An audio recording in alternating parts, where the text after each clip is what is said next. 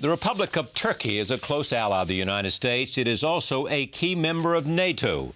It wants to join the European Union. The country finds itself in a region altered by the recent conflict between Russia and Georgia and sometimes the instability in Iraq. Joining me now is Ali Babacan. He is Turkey's foreign minister. He's also the chief negotiator for Turkey's efforts to join the European Union.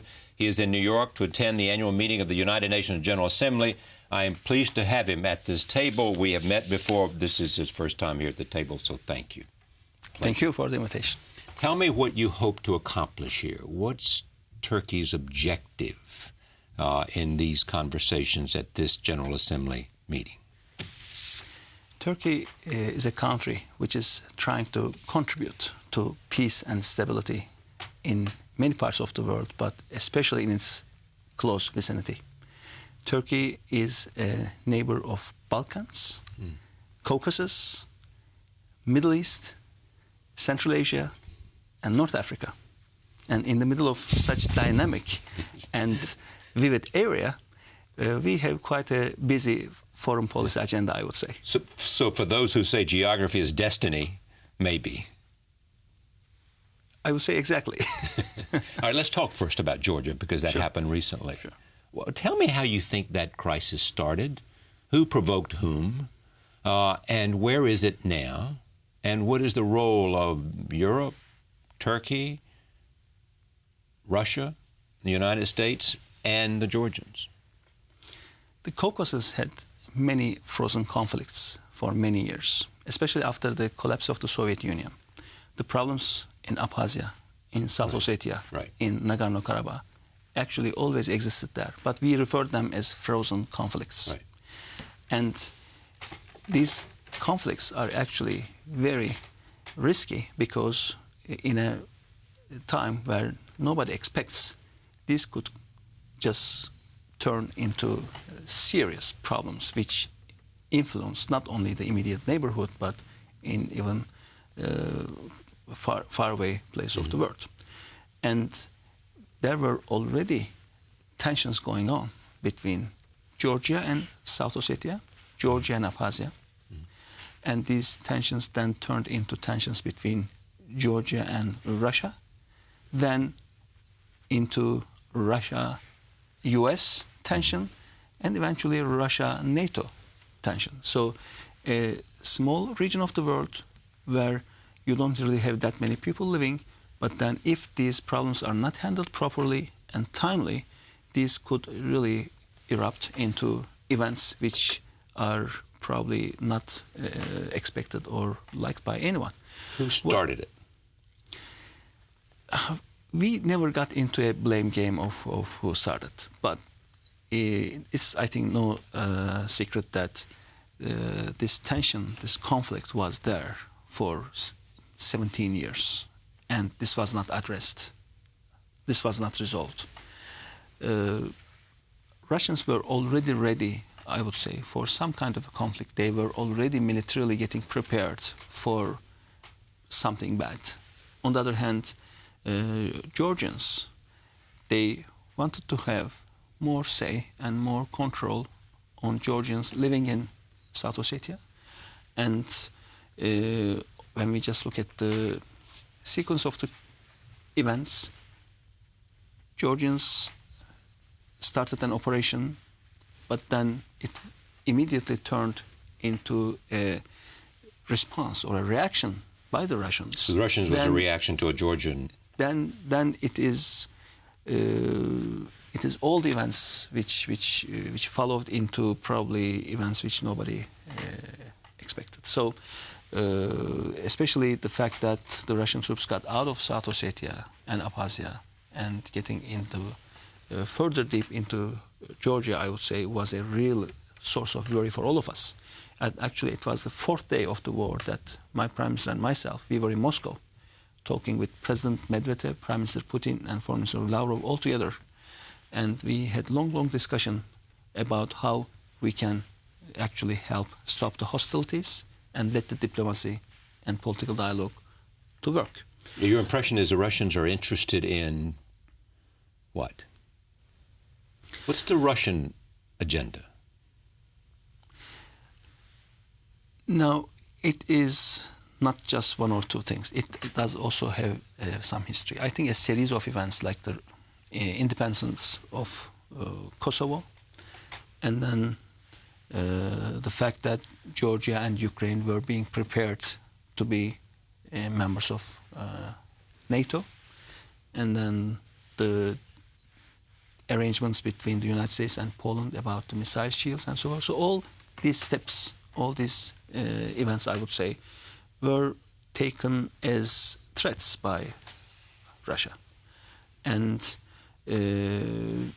maybe they have history in those territories. It was part of Soviet Union, that we had Georgia, Armenia, Azerbaijan, and those were all parts of the Soviet Union. It's clear from what Prime Minister Putin has said, former President Putin has said, and even President Medvedev, that they view the loss of the sort of Soviet empire as a continuing issue in their heart. Yes? It is not enough to tell the whole story. I think we should all be aware of the new Russia. Russia is not any longer the Russia of 1990s. Sure. Russia is economically much stronger. There is now more of a stronger political leadership, I would say, and a Russia which feels the necessity to see more respect from the international community. And how does the international community show that? What would the Russians like for them to say, do, behave in order to show respect for them? I think it's important to be aware of Russia's strengths and the fact that Russia is now quite a major player globally. But on the other hand, it is important to see a Russia which is advancing in being a truly democratic country. It's important to see a Russia which is a responsible member of the international community. And as Turkey, we have growing trade relations with Russia. Now they are our largest trade partner. Right. Do you favor the more and more nations joining NATO? We are a NATO member from the very beginning, and we are strong supporters of having more and more countries in NATO. Georgia and the Ukraine and others. For Georgia and Ukraine, our position during the Bucharest summit was that if there is a consensus to invite these countries for a membership action plan, we would have joined the consensus. That was our... If there is a consensus, you would join the consensus. But then that consensus was never formed because especially old members of NATO in Europe were quite worried, I would say, about possible difficulties of going fast with these two countries, with Ukraine and Georgia. Okay, we can debate whether they were right or wrong, but ultimately there was no decision at the Bucharest summit. But then we also see NATO as a more and more of a political organization rather than being a simple military alliance, I would say. With what role? The kind of discussions that we are now making in NATO meetings are not very different from the discussions that are being made at the EU ministerial meetings.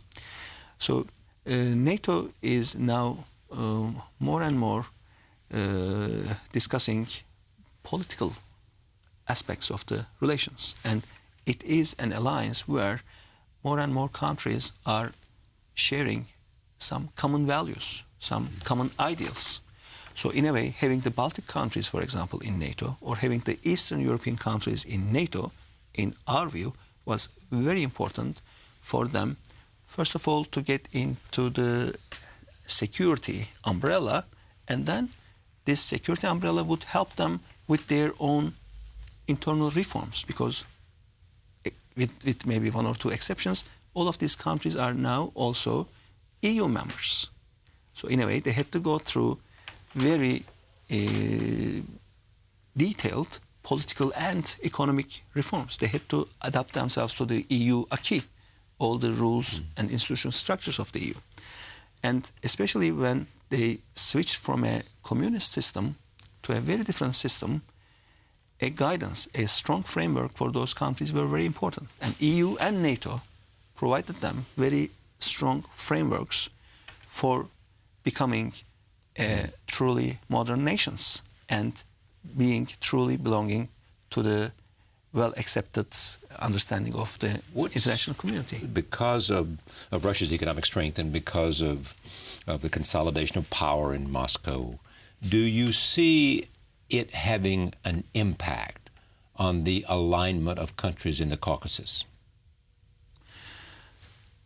Actually, as Turkey, we had a proposal for a regional initiative in the Caucasus. And we first brought this idea up with the Russians, and then with Azeris, Armenians, Georgians.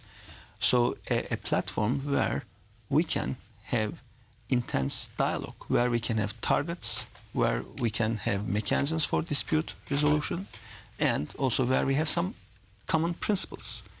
A platform for stability and cooperation, in a way. And Russians are very supportive of this idea right now. And they would be a member of it. And they would be a member. We don't even call it a member, but we call it some countries who are in the region coming together and being able to discuss the issues directly. Because Georgians and Russians, they have difficulty of communication. It's no secret. Yes, Azeris and Armenians, they can't talk to each other. Turkey and Armenia, we have serious problems. So the initiative which we have proposed was, in a way, being able to make countries sit around one table and openly discuss the problems and to try to solve the problems that they have among themselves. And this is not an exclusive structure. What we suggested is also open to a third country, third countries, or an EU, let's say, or an OSCE, so that they can be with this structure, and there could be some linkages between the regional initiative and other international players, basically. Is there still great enthusiasm for joining the European Union in Turkey? For a while, the support for the EU in Turkey declined. And that was between, let's say, end 2006 to end 2007. So for 2 years, we observed a sharp decline. Like support was 75%, and nowadays it's only 50 to 55%. But for the last 1 year or so, now the support is not dropping anymore. Why it happened? First of all, the EU accession process helped us a lot in terms of political and economic reforms. Turkey in 2002 versus Turkey in 2007 are almost like two different countries. Our GDP increased from $230 billion to $660 billion. Our exports were only 36 billion, now it is more than 125 billion. Our budget deficit was 14%, now it is only 1.2% of our GDP. And FDI inflow increased dramatically from 1 billion a year to 20 billion a year, basically. So EU accession process brought predictability to Turkey. And EU accession process gave confidence to international investors. Also to Turkish investors to invest more in Turkey. But then we had some areas of problems with the EU during the time which I mentioned. We had German election process. And the leader of the number one party in Germany, all throughout the campaign, said that Turkey does not belong to Europe. And then we had the French election process, during which the leader of the number one party said almost every day that Turkey has no place in the European Union. And so did President Sarkozy as a candidate. Exactly. In a way, after we started the negotiations in 2005, immediately after then, two important countries like France and Germany started to have negative rhetoric about Turkey. And this confused Turkish people. On one hand, our negotiations started with the aim of full membership, with the consensus of all the member states. But just shortly after, we have been hearing these negative comments. And then we had the Cyprus issue. Right. Because of the Cyprus issue, 1/4 of the chapters are now blocked. And Turkish people thought that this is implementing double standards. Turkish people have been quite reactive to the issues surrounding the Cyprus issue. So all these three things caused the public support in Turkey to decline. it is more of an emotional response rather than anything else. What role is Turkey playing in conversations between Israel and Syria? Turkey is right now the sole mediator for the indirect negotiations that are taking place between Syria and Israel. Is Turkey hopeful that these talks might lead to some successful completion between Israel and Syria and some settlement of the conflict and recognition of Israel and agreed on borders between the two? So far, we see enthusiasm and strong political will with both of the countries. And why Turkey? Because the two countries, they have big problems of trust towards each other. But yes. Syria trusts Turkey, Israel trusts Turkey. And we do this by shuttling between the two delegations when they come to Istanbul. The two delegations, they never see each other. We already have 4 rounds of talks. Right. And our delegation shuttles in between 2 hotels to bring the positions together. And yes, one of the problems is borders or territories, but the other problem is security issues, sure, water issues, and normalization of relations. President Ahmadinejad is here in New York. He was also in Turkey. Is it possible that Turkey can play a role as a kind of mediator between the West and especially the United States and the government of Iran? I wouldn't call that a mediation role, but we are already playing a role of facilitating dialogue. After the 6 countries, including the United States, Russia, China, and the P5+1, when they offered this new package to Iran, the Iranians approached us and they asked us to play a role, not a named role, but a role. And then we started to talk with them quite frequently. I met with the Iranian foreign minister 10 times or so during the last few months. I met with President Ahmadinejad 3 times during the last few months. And when he came to Istanbul, our presidents talked, and also my prime minister talked with Ahmadinejad. And what we are trying to do is, if there is any misunderstanding or if there is any lack of communication because of cultural differences, because of any historical attachment, I would say that 6 countries would have difficulties with Iran. We are trying to fill those gaps. And we are talking with all the 6 countries. I have been talking with Condoleezza Rice so many times about this issue, with Sergei Lavrov so many times, with Steinmeier so many times, with David Miliband so many times, and with Bernard Kouchner so many times. So on one hand, we are talking with the 6. We are also talking with the Iranians, just to facilitate dialogue and bridge the gaps, basically. In what way are you optimistic? Now, we have a sense that Iranians are willing to get engaged in the negotiations process. But then it is important to talk about the conditionalities and how to get engaged and what are the next phases and so forth, which is, in my view, is important. But then on the other hand, the international community has doubts. International community has worries. And those doubts and worries has to be addressed. And it is very important to be in close cooperation with IAEA. It is very important to conform to NPT obligations. And also, it is important for the 6 to have a certain understanding and also respect for Iran and trying to get them engaged in a meaningful dialogue process. So we are neighbors with Iran and we are in a position to understand them well, I would say. But then, again, if there are doubts, those doubts have to be addressed properly. And there are doubts in obviously in both places. Thank you for coming. Thank you for the invitation. Back in a moment. Stay with us.